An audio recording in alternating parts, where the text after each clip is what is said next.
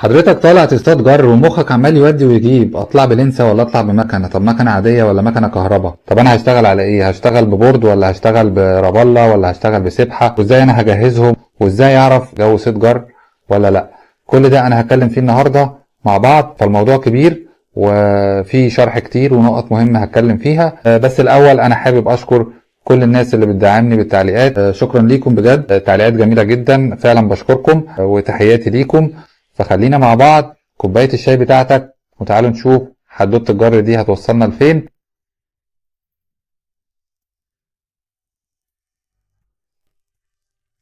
السلام عليكم ورحمة الله وبركاته، ازيكم اخباركم ايه؟ يا رب تكونوا بخير كده وصحة وعافية. خليني الاول ابتدي اشرح معنى كلمة صيد الجر. طبعا في اغلب الناس ممكن يبقى عارف معناها، بس في طبعا ناس جديدة ومبتدئة لسه عايزة تعرف يعني ايه معنى كلمة جر او ترولينج او تشخيط.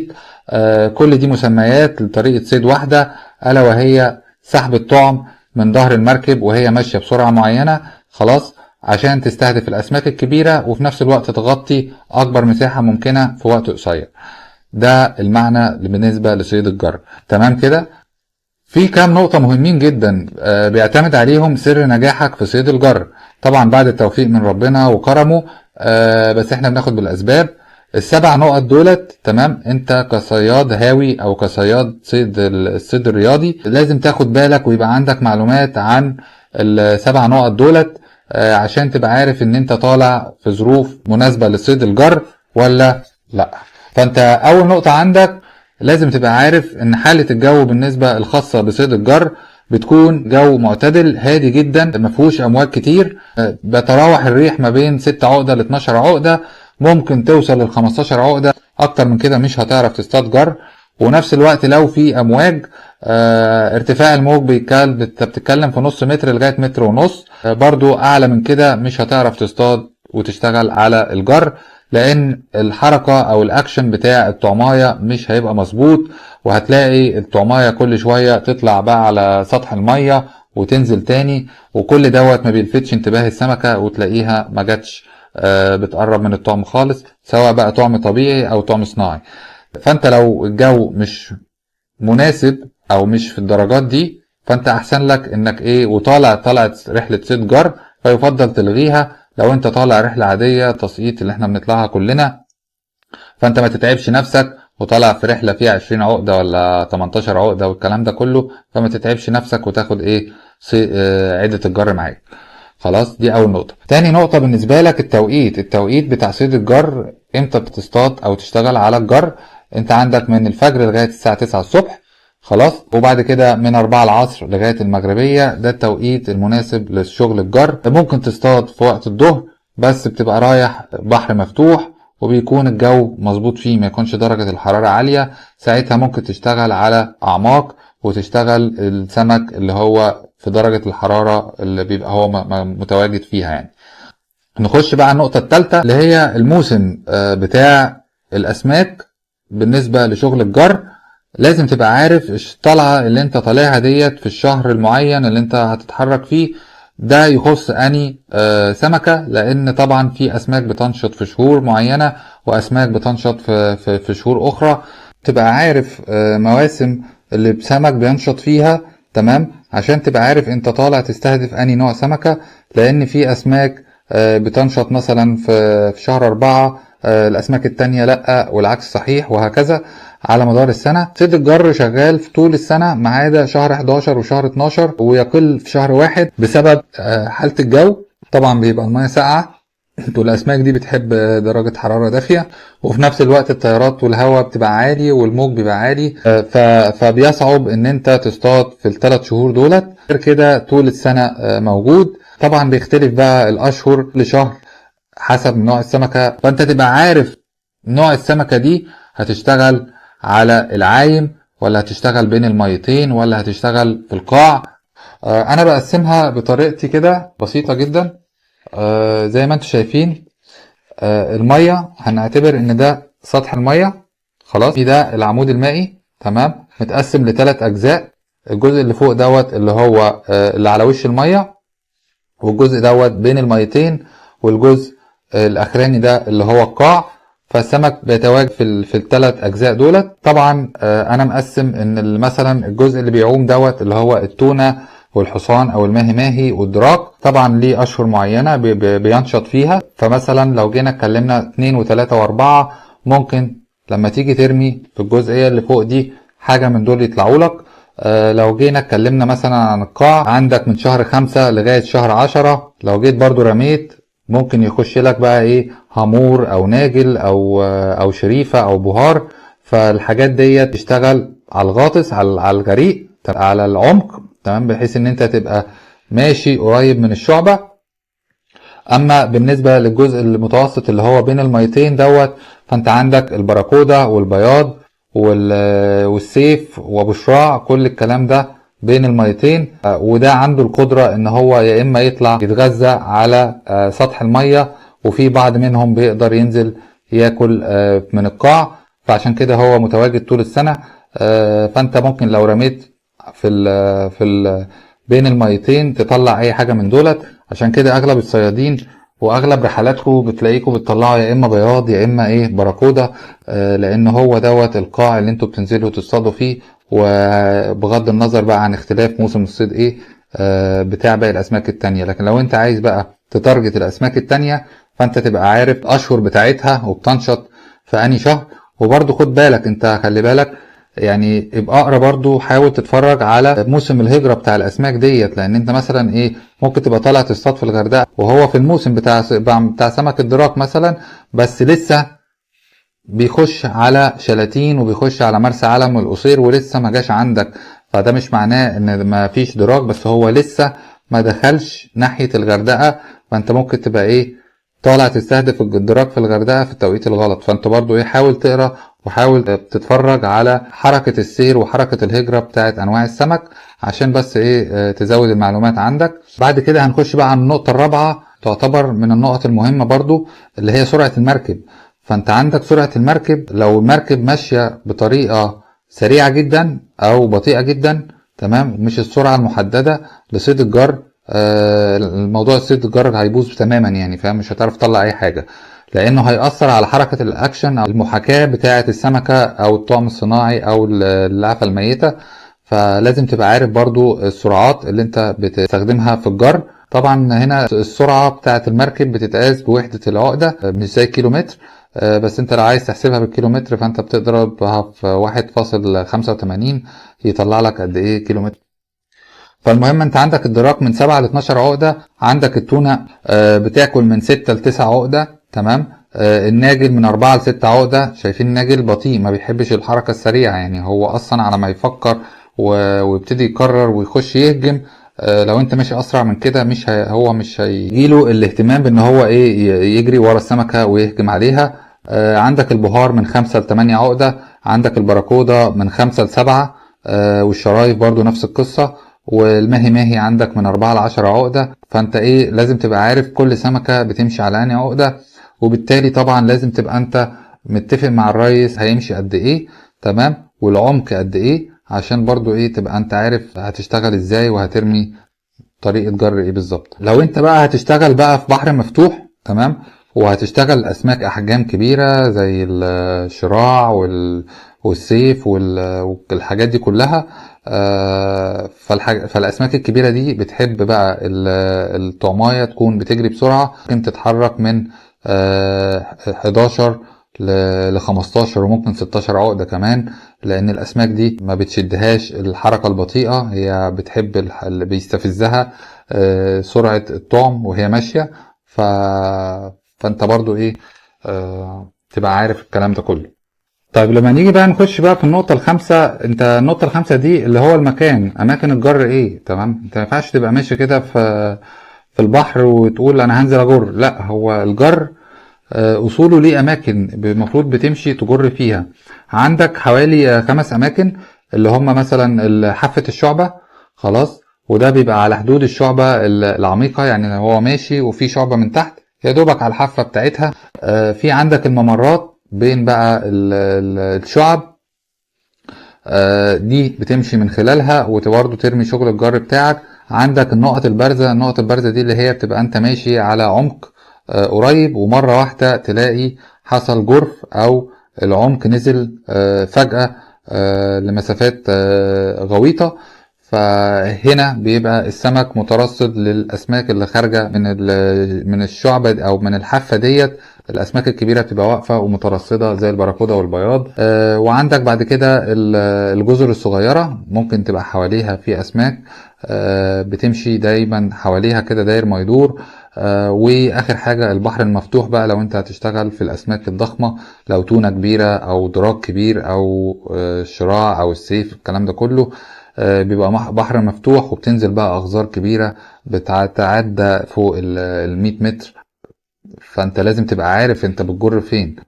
بناء على الخمس حاجات دولت يوصلنا للنقطة السادسة، اللي هي بالرغم ان انت ممكن محضر الكلام ده كله ومظبط نفسك ومظبط رحلتك وظابط الجو وظابط المكان اللي هتروح تجر فيه، مهم جدا درجة حرارة المية.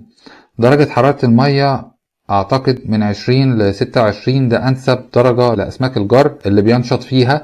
ممكن تبقى انت مظبط كل حاجة ودرجة المية مش اقل او اعلى من اللي انا قلتها دي، فبالتالي مش هتلاقي السمك عنده الطاقة او النشاط ان هو يخش يهجم على الطعم اللي انت رميه. طيب كده انا شرحت النقط المهمة اللي انت لازم تبقى عارفها. هنخش بقى للنقطة السابعة اللي انتم مستنيينها، الا وهي الادوات. طبعا انا ما كنتش هقدر اخش في موضوع الادوات ده على طول الا لما اشرح النقط الستة الاولانيين. مش عارف، بحس ان انا كده ما شرحتلكوش الصورة كاملة، فمعلش اعذروني.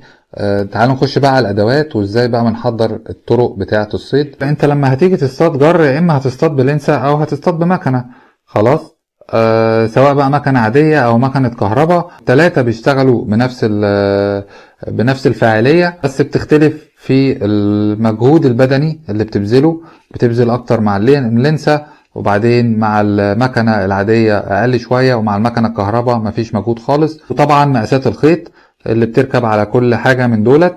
لكن في الاداء والتحضير، سواء بتحضر بقى لنسة او بورد او سبحة، والمسافة اللي بتسيبها من ورا المركب، كل ده هو مفيش اي اختلاف عليه. في الحالة دي طبعا بفضل الماكينة، لان الماكينة اكتر امانا واكتر راحة من ناحية الطاقة المجهود البدني اللي هتبذله مع اللنسة. بس دي حسب الامكانيات، يعني انا معيش ان انا اجيب حق ماكينة جر نظرا لاسعارها الغالية، فانت عادي مشي حالك وهات اللنسة واشتغل بيها، مفيش اي مشكلة خالص، لان حرام يعني، هي مصاريف على الفاضي. يعني وفر فلوسك، تمام، او بفلوسها دلوقتي ممكن تطلع رحلة كاملة يعني، فاهم، وتستمتع بيها. انا عن نفسي اصلا مش هجيب مكنة جر الا في 3 ظروف.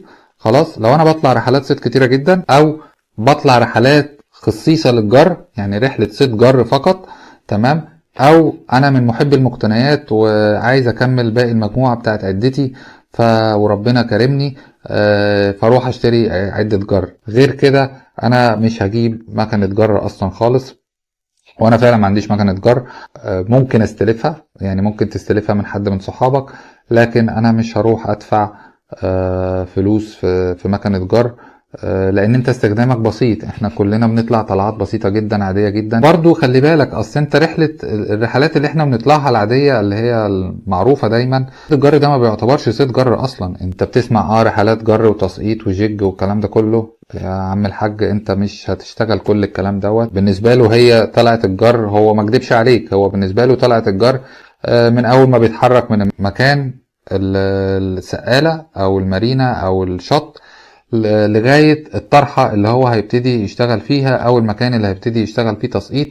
فهو بيقول لك ايه، جر في الفترة ديت من بتبقى حوالي ساعة، ساعة ونص، ساعتين، ايا كان المدة يعني. فبيقول لك ايه، جر فيها انت ونصيبك بقى. ممكن يعدي على شعبة، ممكن يعدي على جرف، ممكن يعدي على جزيرة، ممكن يعدي على بريمة، فتضرب معاك سمكة ويبقى ايه رزقك ونصيبك. لكن ده مش صيد جر. يعني صيد الجر ليه اماكن خاصة وليه توقيتات خاصة، خلاص، بتصطاد فيها، لان برضو فلوس على صاحب المركب وعلى الرئيس نفسه مجهود، وده ما بيبقاش في اتفاق معاه من الاول في الرحلات دي. يعني الرحلات دي ما بيتفقش معاه ان هو يطلع جر، لان رحلات الجر بتحتاج جاز كتير، تمام، لان انت بتقعد تكرر نفس المكان وتروح وترجع تاني وتروح وترجع تاني، تعدي على نفس النقطة او المكان اللي احنا بنتكلمنا فيهم دولت. فكل دوت فلوس كتيرة واستهلاك كتير وانت ما تبقاش عامل حسابه. فانت لو مش متفق معاه من البداية على الموضوع دوت مش هيخش ومش هيكلف نفسه زيادة او فلوس على حسابه بان هو يقعد يطلع لك طلعة جر كاملة.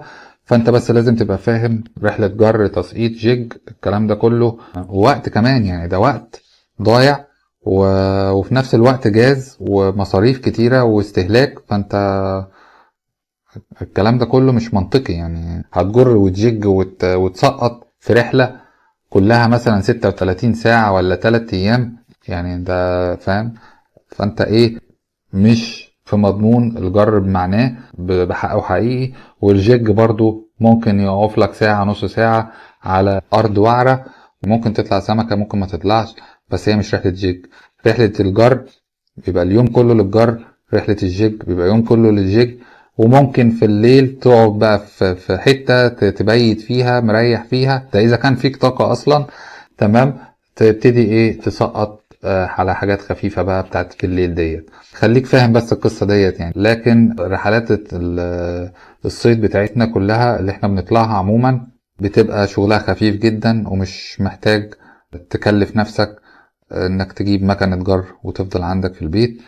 ففي الحالة دي خليك باللينسة، واحسن حاجة البساطة، هي لينسة ومعاك رابلة والموضوع ايه سهل وبسيط. لو انت طالع بقى صيد جر، يعني طالع رحلة جر شقة، فانا افضل ايه الماكينة طبعا. فانت عايز رأي واضح وصريح، طبعا الافضلية للمكنة، بس انت وامكانياتك ما تعقدش الدنيا، خلي الموضوع بسيط. نفسك تجر ونفسك تشتغل جر، اشتغل باللينسة مفيش اي مشكلة خالص، والاتنين بيأدوا نفس الكفاءة في النهاية. هتتعب شوية بس في الاخر ايه هتتراضى ان شاء الله بإذن الله يعني. فانت براحتك يعني، شوف امكانياتك ايه، شوف انت تقدر على ايه واعمل اللي يريحك ومفيش مشكلة خالص. تعالوا بقى نشوف طرق الجر عاملة ازاي، سواء هتستخدم ماكينة او لينسة، وازاي نعملها مع بعض. 3 انواع اللي انا جربتهم، خلاص في طرق تانية كتيرة بس مش منتشرين، ودولت بيخصوا بقى رحلات الجر بجد. انت طالع رحلة جر، انا ما جربتش رحلة جر من الالف للياء، فانا هشرح لكم ال3 طرق اللي انا عارفهم، وهبتدي من الطريقة الحديثة لغاية الاقدم. فانت عندك اول طريقة اللي هي صيد عن طريق الرابلة، صيد بالرابلة او اللورز، تمام، او الميرور. كل دي مسميات لنفس الأداة ديت اللي هي طعم صناعي من البلاستيك. خلاص. الأشكال عندك أشكال مختلفة. المقاسات برضو، انت المقاسات بتاعت الجر عندك من أول 110 ملي لحد 180 ملي، حسب طبعا العمق اللي انت هتشتغل عليه. كل ما كان المقاس صغير كل ما هينزل أعماق أقل، كل ما المقاس كبر كل ما هينزل أعماق أكبر، وبيبقى باين من اختلاف الغاطس. تمام. شايفين الغاطس مختلف طبعا حجمه، فكل ما كبر ما حجم الغاطس كبر كل ما ايه العمق هينزل اكتر، وبيبقى موجود على العلبة المقاسات. تمام. شايفين دي مثلا الرابلة الخضراء اللي معايا دي 160 ملم. خلاص. الغاطس بتاعه العمق بينزل حوالي 9 متر، وهي وزنها حوالي 72 جرام. فبتلاقي البيانات ديت على العلبة. بالنسبة للألوان حاول تجيب الألوان المتشابهة لطبيعة السمكة اللي موجودة في المنطقة. فأنا مثلا دي بشتغل عليها بالنسبة للدراك، بيبقى شبه لون الجمبرور، في خضار شوية، ومع المية دي بتفتح ومع الإضاءة فبتبقى قريبة ليها، فحلوة جدا. عندك الريد هيد بيشتغل عليها كل الأسماك. خلاص. والألوان التانية، وخليها قاعدة عندك إن كل ما المية كانت فاتحة وصافية كل ما الألوان تشتغل بالألوان الفاتحة، كل ما أنت نزلت في الغويط والمية بقت عكرة أو مش صافية بتستخدم الألوان الغامقة. دي من ناحية الألوان. بالنسبة للمسافة، أنت المسافة بتسيب حوالي من 30 ل 50 متر من ظهر المركب، ده بتسيب خيط. بالنسبة للخيوط، لو أنت هتشتغل باللنسة فأنت آخرك 90 ملي لو أنت هتصطاد في البحر الأحمر، وأنا قلتها قبل كده في حلقة الفيديو بتاع اللنسة. لو أنت هتشتغل من البحر الأبيض فخليك في 100 ملي. لو أنت بقى هتشتغل بمكنة فأنت بتتكلم 70 أو 80. ال70 حلو، بس لو ضرب معاك سمكة تقيلة ممكن ايه يقطع لك الخيط. ال80 حلو برضو وفي الامان. ولو انت هتحط بريد خلاص على المكنة، فيفضل يكون في حوالي 5 متر نايلون او فلوروكربون 90 في الملي ما بين بريد والرابلة اللي انت هتربطه فيها النايلون. السرعة بالنسبة للرابلات عشان تمشي للاكشن المظبوط ما بين 8 ل 12 عقدة، دوت مناسب جدا. لو انت مثلا بتصطاد بالسخنة هتصطاد بالطول والاحجام ديت، لان هو مبيبقاش داخل غويط، هو بيلعب في اخره 25 متر 30 متر حاجة زي كده، فبيبقى ماشي بالراحة جدا. بتتكلم في 6 أو 8 عقد حاجة زي كده، بيبقى ماشي بالراحة. فايه الحاجات دي شغالة، بتنزل مثلا متر 2 متر او 3 متر، بتبقى ايه ماشية معاك يعني. خلاص، ده بالنسبة للرابلة. اعذروني انا بتكلم بسرعة عشان الحق بس الوقت ما يبقى زيادة عن اللزوم. بالنسبة لتاني طريقة اللي هي البورد عندك بيبقى بالشكل ده، وبيجي منه مقاسات. بيبقى عندك من مقاس 5 لغاية مقاس 13. المستخدم عندنا هنا مقاس 6 ومقاس 8، هما دولت اكتر مقاسين بنستخدمهم في صيد الجر. بيبقى مكتوب على كل بورد المقاس بتاعه، او لما بيجي لك في الكيس بيبقى مكتوب هنا المقاس بتاعه.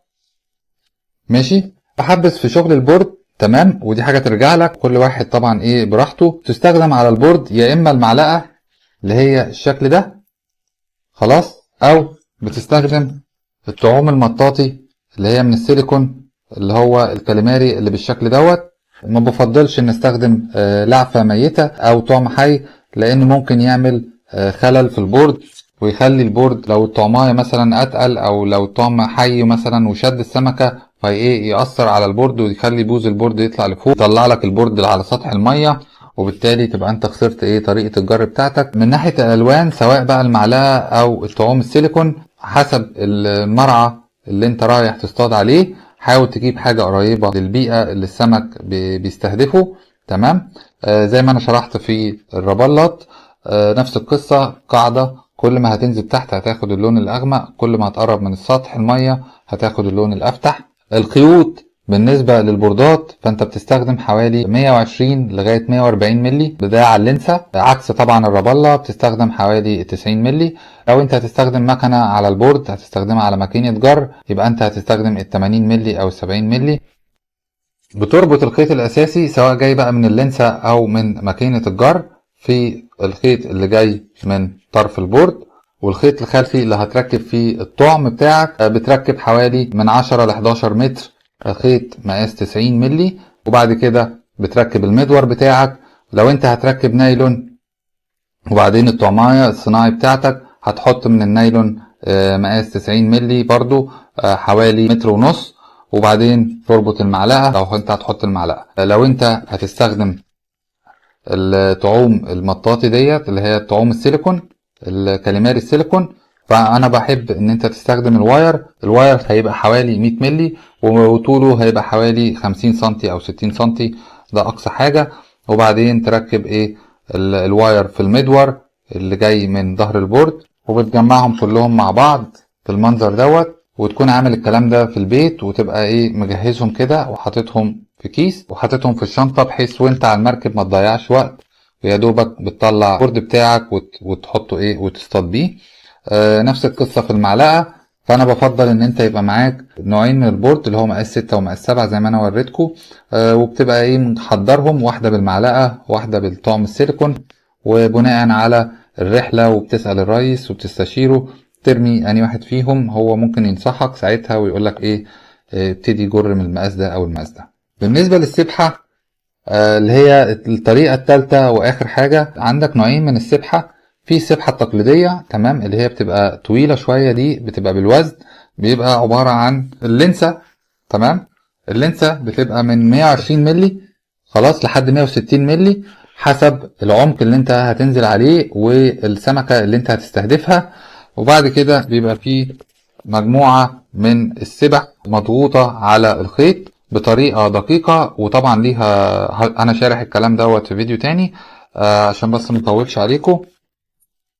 وبعد كده في طرف الخيط خالص في نهاية السبحة بتبقى في المدور بتاعك، بتحط الخيط حوالي 6 متر او اقل او ازيد، حاجة ترجع لك، مفيش بيانات رسمية بتقول المقاس قد ايه، دي حاجة ترجع لك انت.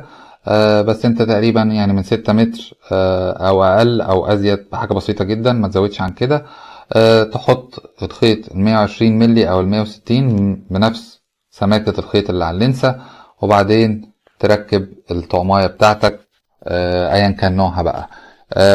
ودي من مميزات السبحة، ان انت تقدر تحط اي حاجة عليها، معلقة، طعوم مطاطي، طعوم ميتة او اللعفة الميتة، طعوم حية، او ممكن تحط عليها حاجة اسمها الستيك بيت اللي هي بتبقى شبه الربلة، تمام، بس من غير غاطس او مقداف، او بيقولوا عليها معلقة، تمام، بتاعة الربلة. بتبقى هي بس مؤدبك السمكة، فانت تقدر تستخدم بيها برضو مع السبحة.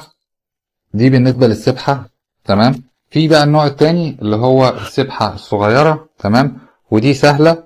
طبعا الرصاص هنا شكله مختلف، وبتبقى معمولة على واير، وفي الطرفين بيبقى فيه مدور فيهم مشبك زي ما انتم شايفين. خلاص، في الطرف، في واحد طرف منهم بتركبه على الخيط اللي على اللينسة، والطرف التاني برضو هتركب حوالي 6 متر ازيد اقل، دي حاجة ترجع لك.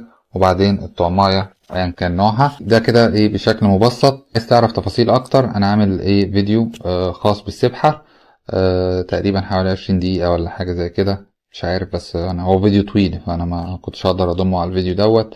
الفيديو هيخش في ساعتين وحاجة ولا ساعة ونص، وده طبعا هيبقى ملل كبير عليكم. بالنسبة بقى للفرق ما بين السبحة والبورد في الاستخدام، من مميزات السبحة خلاص، اول حاجة اللي انا ذكرتها انك تقدر تستخدم عليها اي طعم. البورد انا مش بفضل عليه غير يا اما معلقة او طعوم مطاطي، خلاص. وده رأيي الشخصي، قد يتفق معايا البعض والبعض الاخر ممكن يخالفني الرأي، لكن احنا بنتبادل مع بعض وجهات النظر والتجارب بتاعتنا. الصيد كله بيعتمد على التجارب والرزق والنصيب، لان في الاول وفي الاخر ربنا لو رايد لك حاجة ممكن بطريقة غلط تماما، لو حسبناها علميا مش هتمشي، لكن نصيبك ورزقك ربنا كاتبهولك هتنوله.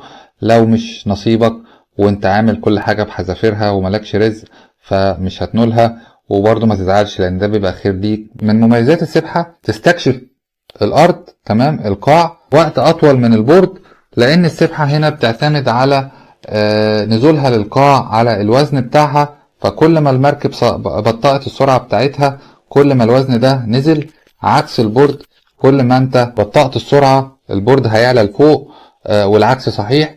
لو انت سرعت سرعة المركب هتلاقي البورد بينزل اكتر، وبالنسبة للسبحة هتطلع لفوق اكتر قرب السطح.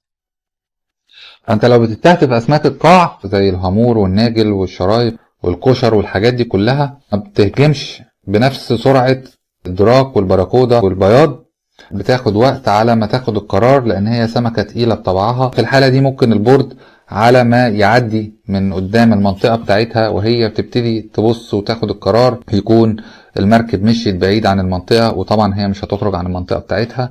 لكن السبحة ممكن تجذب السمكة وتقرر ان هي تهجم على الطعم بتاعك، خصوصا السمك دوت بيبقى عزيز عليه الحركة، وعشان كده اغلب الناس بتوع حماطة وشلاتين والناس اللي في الجنوب دولت بيحبوا يصطادوا بالسبحة، لان الاوزان هناك بتاعت كل الانواع الهامور باشكاله بقى بانواعه بيبقى احجامه كبيرة، تمام، وقرار عنده عزيز ومش سهل ان انت ايه ياخد الجرأة ان هو يضرب على السمكة بسرعة، عكس الاسماك الخفيفة اللي هي سريعة الانقضاض زي البراكودا والبياض والدراك والتونة والحاجات دي كلها. من مميزات البورد، انت عندك البورد بيساعدك ان انت لما السمكة بتضرب من الجزء لما السمكة بتضرب منك في الطعم من تحت، بتبتدي ترفع البورد لفوق، فتخلي مقدمة البورد متجهة لفوق، فالمقاومة بتساعد بورد ان هو يطلع على وش المية. فدي طبعا ميزة جدا، يكاد يكون 95% المعركة بتبقى ما بين المركب اللي ماشية والبورد والسمكة، وانت باشا قاعد مستني البورد يطلع على وش المية، وبتقوم انت بدورك بال5% انك تقرب السمكة من على المركب وتجيبها بالوجلة، لان ضغط المية بيأثر عليها في الحالة ديت، فبتطلع ايه هلكانة خالص. بالنسبة للسبحة، فلو جينا اتكلمنا برضو من مميزات السبحة انت لما بتيجي ترمي السبحة الكبيرة اللي هي التقليدية بتبقى نازلة بتقويسة او بانحناء بالمنظر دوت. تبقى انت هنا ده المركب خلاص، وهنا الطعم بتاعك بتبقى نازلة بالمنظر ده. فلما السمكة بتيجي تضرب التقويسة ديت بتقوم بان هي بتمتص الصدمة قبل ما الخيط يبقى مفرود، فانت ساعتها بتلحق تقوم بسرعة وتبتدي تتعامل مع السمكة. دي بعتبرها ميزة في ان هي بتمتص الصدمة بتاعت السمكة. التقويسة دي بتحصل بسبب مقاومة بتاعت الرصاص بالنسبة لتيار المية، عكس البورد. البورد بيبقى نازل مفرود بالمنظر دوت، فالسمكة مجرد ما بتضرب هي البورد بيطلعها على طول. وانا من ضمن الحاجات اللي بحب استخدمها في البورد برضو السوستة ديت، لانها تساعد في امتصاص الصدمة، وفي نفس الوقت بيبقى فيها جرس عشان تعرفك ان في سمكة ضربت معاك. لان اغلب الوقت البورد لما بيضرب ممكن ما تاخدش بالك من السمكة ان هي ضربت معاك الا لما بتطلع على وش المية. ولو السمكة قوتها اقل من البورد هتفضل متعلقة تحت، ومش هتعرف الكلام دوت الا لما تقف خالص في الطرحة بتاعتك وتلاقي السمكة طلعت معدومة تماما على وش المية. معلش انا مش هلحق اعمل لكم التجهيز ازاي بربط الرابلة وكده، وبنفس القصة برضو معلش للبورد او للسبحة، لان الوقت فعلا هيطول وكل فيديو من دولت هياخد وقت طويل. فانا عملت فيديوهات منفصلة لكل اداة من دولت وكل طريقة صيد من دولت، وشارح ومتكلم براحتي. ويا رب تكونوا استفدتوا وما كنتش طولت عليكم. لو في اي ملاحظات اكتبوا لي في التعليقات وانا هبقى اخد بالي منها في الفيديوهات الجاية. لو عندكم اي اسئلة برضو اكتبوا لي في التعليقات وانا هرد عليكم ان شاء الله، واشوفوا فيديو جديد باذن الله. السلام عليكم.